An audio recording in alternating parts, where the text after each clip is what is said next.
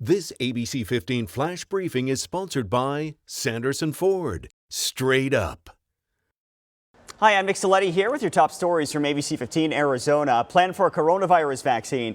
We're getting the details from the CDC on how they will distribute this to Americans. The CDC's outline suggests the vaccine would be available about 24 hours after the FDA signs off on it. People will need 2 doses from the same drug maker, and healthcare workers and the most at risk will likely be first to get it. Although no formal priority plan has been released, states and cities have 30 days to get their own distribution plans that include vaccine sites submitted to the government. It says it's picking up the tab on the vaccine itself, but experts say it's hardly free.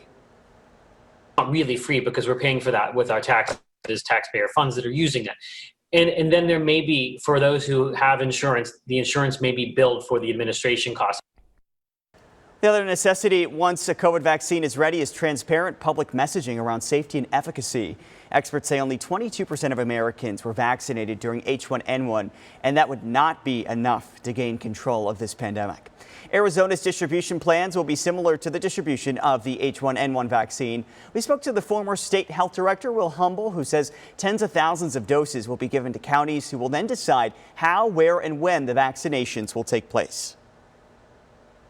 Some county health departments, like Maricopa County, focused on mass vaccination clinics. Other county health departments focused more on community health centers or other clinical settings. But the bigger question, will Arizonans take it? A recent poll from OH Predictive Insights found only 38% of Arizona voters would take the coronavirus vaccine if it's approved, a number that makes sense when you consider only 27% of adults 18 to 64 in the state got the flu shot last year, ranking Arizona dead last among the U.S. Your voice, your vote. We are less than 50 days away from the election, and today Arizona is getting another visit from a member of the Trump campaign. Second Lady Karen Pence will tour Luke Air Force Base and Davis-Monthan Air Force Base in Tucson, meeting with military families. Tomorrow, she and Vice President Mike Pence have a number of events scheduled in the Valley. As for the president's Democratic challenger, Joe Biden, he hasn't scheduled any in-person events in Arizona just yet. He will participate in a town hall on CNN tonight, moderated by anchor Anderson Cooper. This will be similar to the town hall the president did Tuesday with ABC News and George Stephanopoulos. A new voting initiative from Live Nation will turn concert and event venues into polling places. The company is working with local election officials to see if they can use more than 100 venues all around the country. Live Nation is also offering employees paid time off to vote and incentives to be a poll worker. ABC 15 is making you 3 promises this election season. You will get a voice, you will get the facts, and we will cut through the noise, giving you comprehensive coverage that you can depend on.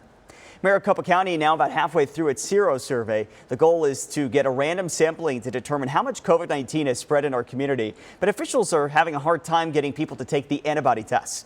Because of that, part of that is because everyone can volunteer. Not everyone can volunteer, rather. Teams are going door to door in neighborhoods chosen by the CDC. The 29 areas reflecting the demographics of the entire county. So far, they've only reached 63 houses, but the county says that they need at least 168.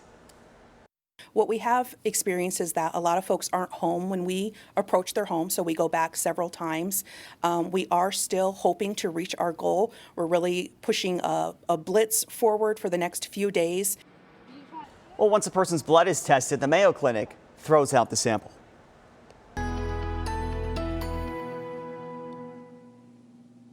Time now for that most accurate forecast. I'm meteorologist Iris Hermosillo. An excessive heat warning is in place for the Phoenix metro area. That alert also extends to cover all of that northern portion of Maricopa County. This alert in effect from 10 a.m. today to 8 o'clock here today. So it's a single day as our temperature will again end up near record, possibly tying the record again today here in Phoenix. We're also under that excessive heat warning out near Yuma too. Those will be some of the hottest spots in our state. 112 for Yuma. For the Valley, 109 for Phoenix. Low to mid 90s in spots like Payson and Sedona. Low 80s in Flagstaff. Across the Phoenix area, temperatures will range from about 107 to 108.9 this afternoon.